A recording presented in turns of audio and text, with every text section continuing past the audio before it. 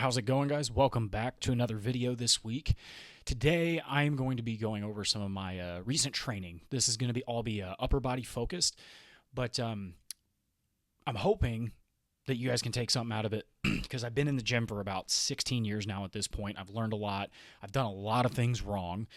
I still don't have all the answers and still don't know exactly what is the best way to do anything, but what I do know is what typically has worked well for me in the past.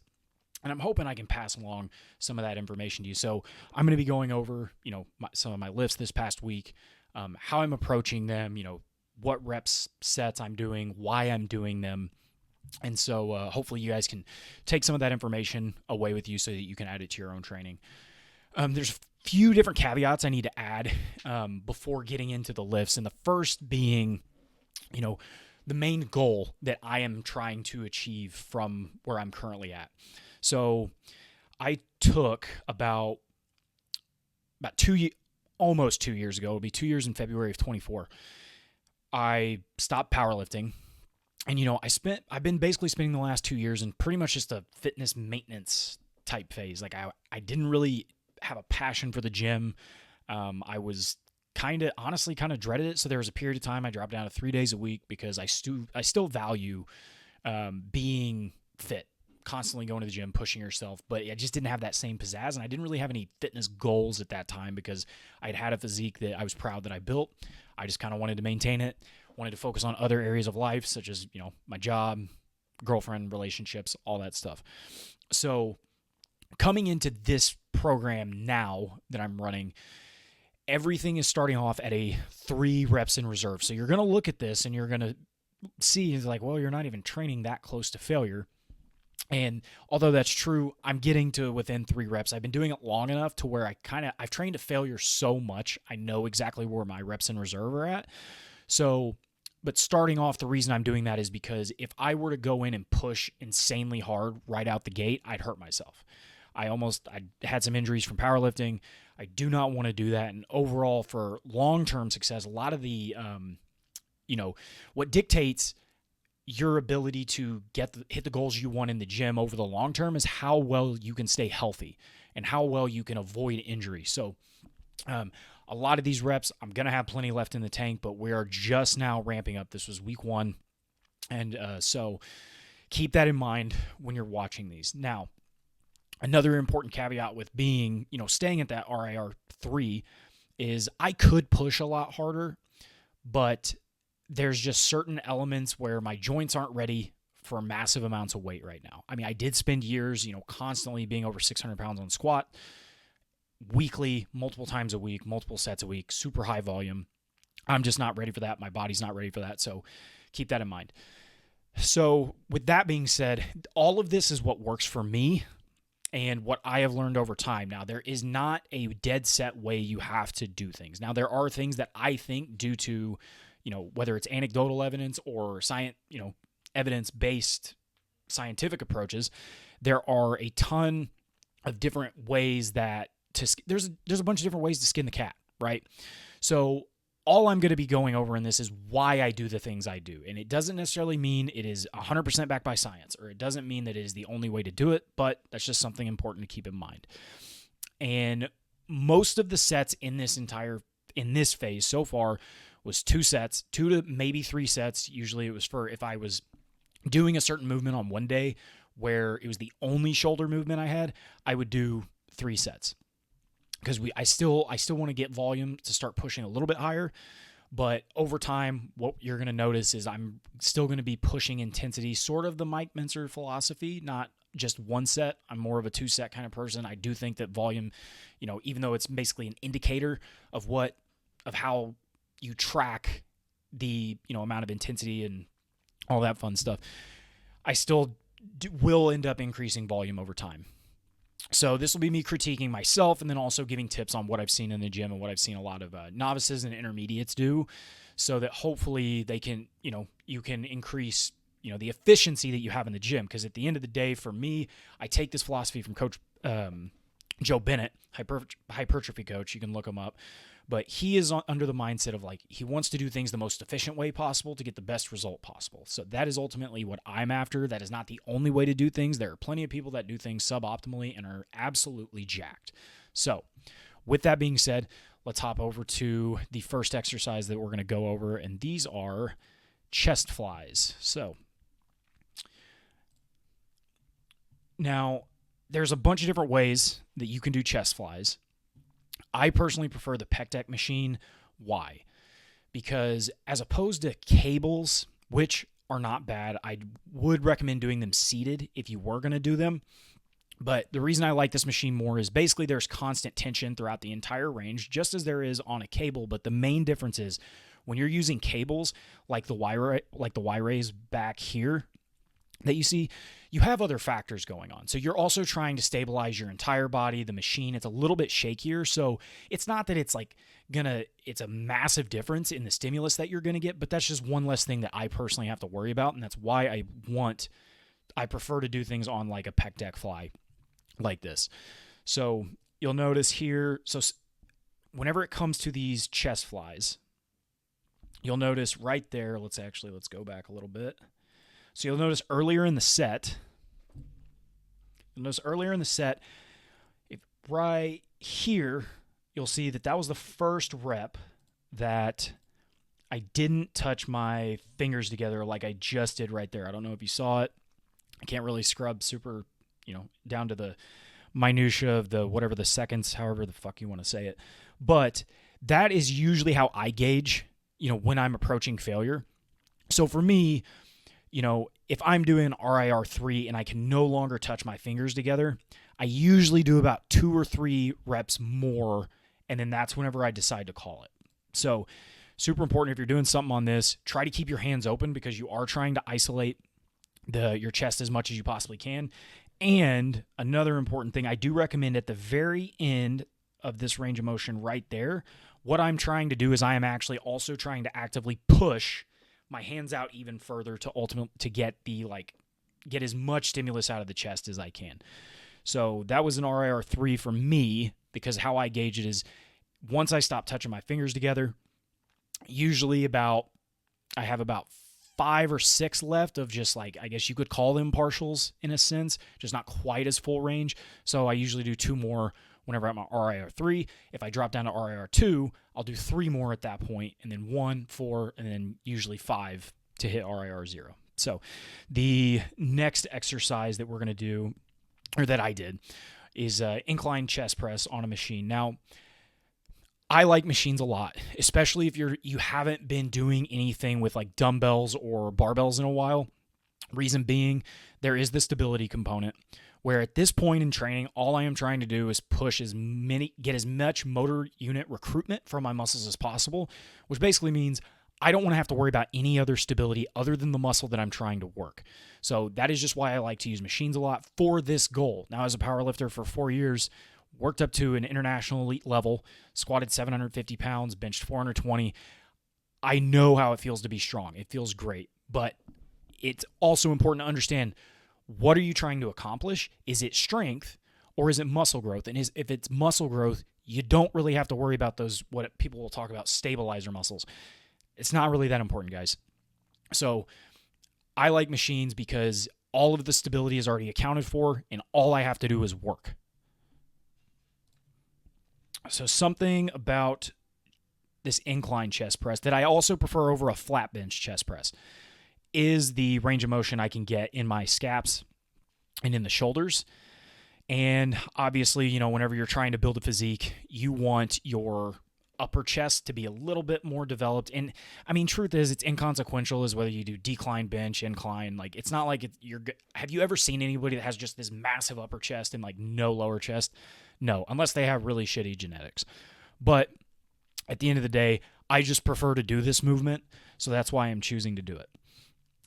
Now, this set in particular, something I also try to focus on is on the lower portion. I look like I'm taking a shit. Pretty nasty one. But if you look at each rep that I'm doing here, at the bottom of every rep, I'm pushing my chest up away from the direction that my shoulders are going, and that's just to increase the stretch. Now, it does take some extra coordination. It took me a while to actually really figure out how to do it effectively, but once you start understanding tension and how you can create more tension in muscles, you're going to be able to better get the stimulus that you want. So there was that. This set, I actually probably pushed further than RIR 3. Yeah, I was probably about a 1 RIR there. So following up next week, I'm going to do the same amount of sets. I'll do the same weight. And if the RIR did go up, I might add 5 pounds. But at the end of the day, I think it's a good spot. I wasn't too sore from it. So I think it'll be fine. But next, now this is shoulder press. Shoulders are tricky. So something you need to know, you don't ever have to actually go directly overhead whenever you're doing chest movements, ideally. So like how I'm seated in this, you can't really see, but I'm actually slightly at an angle pressed up against it as long as I'm going above my head because I am trying to work the front delts. And the more stacked that a joint is over, the more stacked that basically all of these joints are. So if you look at, if this were directly over my shoulder, and the shoulder, elbow, and wrist were all stacked directly on top of each other. At the very top of the movement, there's not a whole lot of tension. I'm trying to create as much tension as possible through making sure that I am slightly away from that stacking point so that I can have more tension, therefore leading to more efficiency overall in the stimulus that I am wanting to provide. So one thing about shoulder press that I've been super guilty of that I've really tried to mitigate here is a lot of people, when they get to the top, you'll see that I do have a very slight shrugging motion at the very top, which you want to try to eliminate because you want to basically leave as much effort into just the shoulders as you possibly can. So something I've tried to do, and I did adjust mid-set, is you really want to try to push your biceps into your ears. So if you think about it like that, it basically makes it easier for you to realize, oh, I just need to push my bicep into my ears. I don't need to shrug up like this necessarily and do any more unnecessary movement than what you already have to.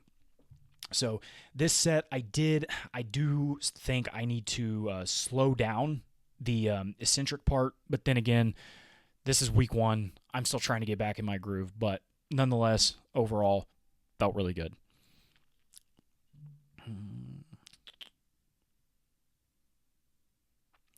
So, skull crushers, easy bar. These are one of my favorites. Now, normally I'm a pretty big cables guy. I like using cables a lot, but there's something about an easy bar curl or an easy bar skull crusher that just hits different. And the main important thing I wanted to point out here is at the very top of these sets, my arms are actually kind of going back in this direction. Why? A lot of people I see, they'll stack, whenever they do these skull crushers, they'll basically go directly overhead to where there is absolutely zero tension at the top because everything is stacked directly on top of each other. By doing this and keeping this back at a slight angle, actually on this side of my forehead, almost to where I'm not even like, if you drew a line from the side, it would actually be clearing the top of my head. That's just to create more tension and to make sure I'm constantly having the tension on the triceps which I'm trying to work. Now, something that I do see a lot of people doing that you want to make sure you're doing on these is you want to make sure that your elbows are staying, like you're keeping your elbows as tight as possible, because the wider that these go out, the more you're going to start getting chest and shoulders involved, and that is not what we want whenever we're trying to isolate the triceps. So here, I probably left maybe 1 to 2 reps too many in the tank on these, but at the same time, I haven't performed these in a while, and my elbows were feeling a little frothy from it, so a little sore from earlier in the week, so I didn't want to push it too hard just yet. So next we're moving on to back exercises, pull exercises, and then biceps. So we're going to look at this. I love a good lat pull down. However, you'll notice I'm using a handle here to pull down. Why would I do that? Well, if you literally do any kind of pull down and you do one overhand and you pull down and you do one with a neutral grip or maybe even slightly supinated, you'll notice that is a preferred, structure that your lat wants to move. So that's the only reason I do that, is it's better. I can actually feel the muscle more, move more, and the pronated grip outside of on pull-ups, I'm not a huge fan. And considering the goals that I have right now, I prefer to use a neutral grip. Now, something about lat training that a lot of people do and a lot of people lack an understanding of is the lat is the primary extender of the shoulder. It is not a hyperextender. Hyperextender is whenever you start getting into rear delts. Now, what does that mean? It basically just means once you hit your lat with your elbow, like right there, it's really about as far as you need to go. But what you want to focus on is understanding where certain muscles insert and attach, right? So the lat inserts down here and it attaches all the way up in here. It goes and does a bunch of fancy stuff up in here. But what you want to try to do whenever you're pulling is you want to try to take this elbow back to the small of your back every time. What that does is that actually it lines up with the fibers that are running all up through here, and it's essentially a more efficient movement. Now, this doesn't mean that you're going to gain like 10 pounds of muscle over the course of a year if you do this over like just, what you see a lot of people doing on the lat pull down where they're going to be super hyperextended back this way. It's not that. It's just, for me, I'm trying to be as efficient as possible. Especially because like I don't like spending 8 hours in the gym. I like to get in and get out, but do the work that needs to be done. So just important note, try to think for cues, just try to pull that elbow back to the small of your back every time. And I do like this machine a lot because you'll notice that it actually comes out at a slight angle, which basically rather than being straight here and then having to fucking get all in the way of the rest of your body shit, it actually pulls out, allowing you to really do that elbow reach around to the backside. And so if you're ever doing this with two hands, same thing, only I always say just try to touch your elbows together directly on your back as if your arms would never, like your arms are sliding down your body. Try to touch your elbows together on the back, on your lower backside.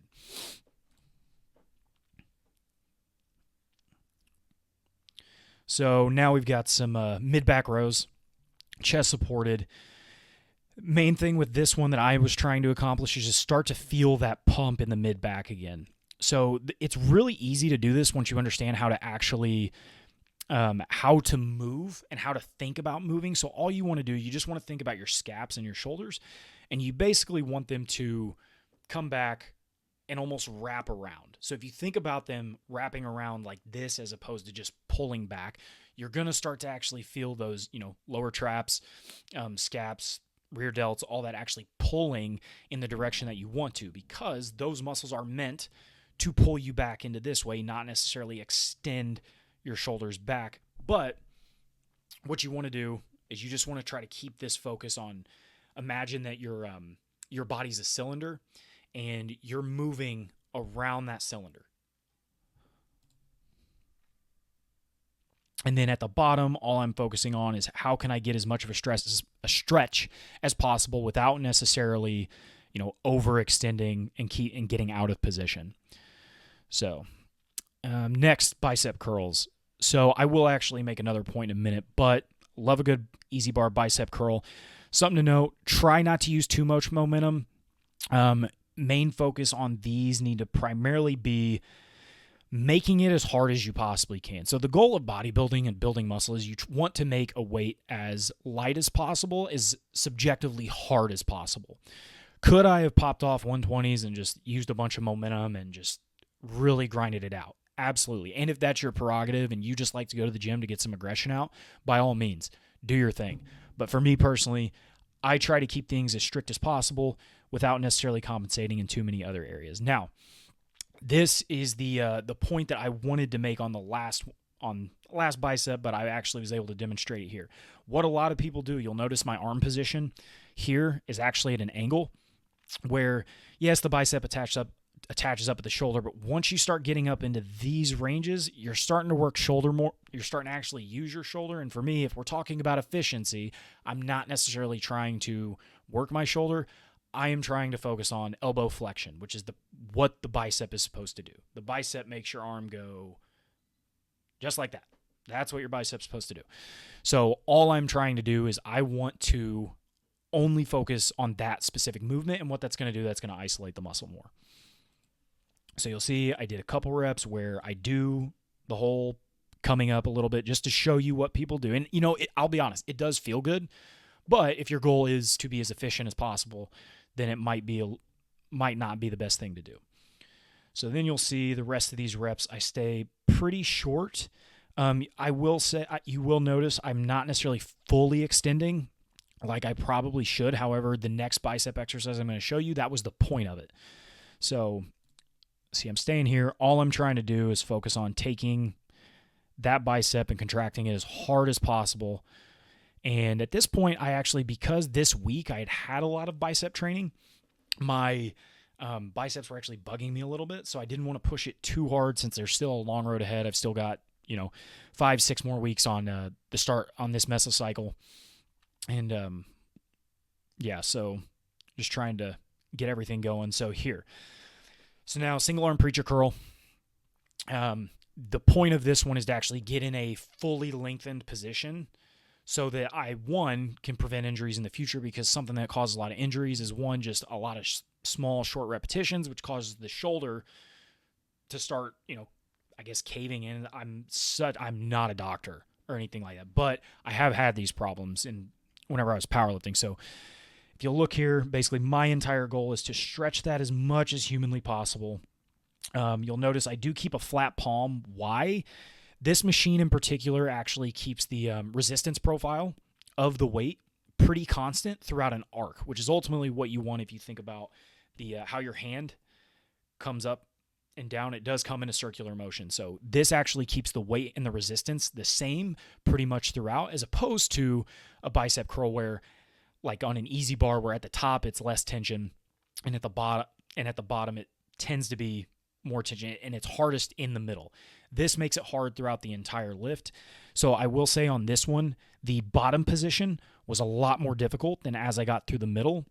So I did have to push a little bit, may have used a little bit of extra body English, but ultimately I'm just going for a lengthened position here and to try to push through that. So let's see, there's that. Let's get on to the other arm.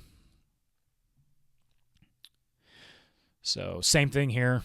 Just really trying to focus on the lengthened position, controlling the weight down. Pretty quick eccentrics up at the top, but like I said, that's why I like to add these in, just to give it that full lengthened position so that we don't have to, so we're not training in just a shortened position or a 75% shortened position. So yeah, that's been the upper body training this week. All those workouts were on different days. I will be doing a lower body session once I get more footage. I'm really shitty about filming things a lot of times because once I'm in the gym, I'm just kind of in my own world. But I hope this helped you. If you do have any questions, leave some comments in the just leave a comment. Like the video, I'd appreciate it. But always happy to answer questions and try to help people out, whenever they're trying to get the body that they want. So with that being said, I'll see you next time.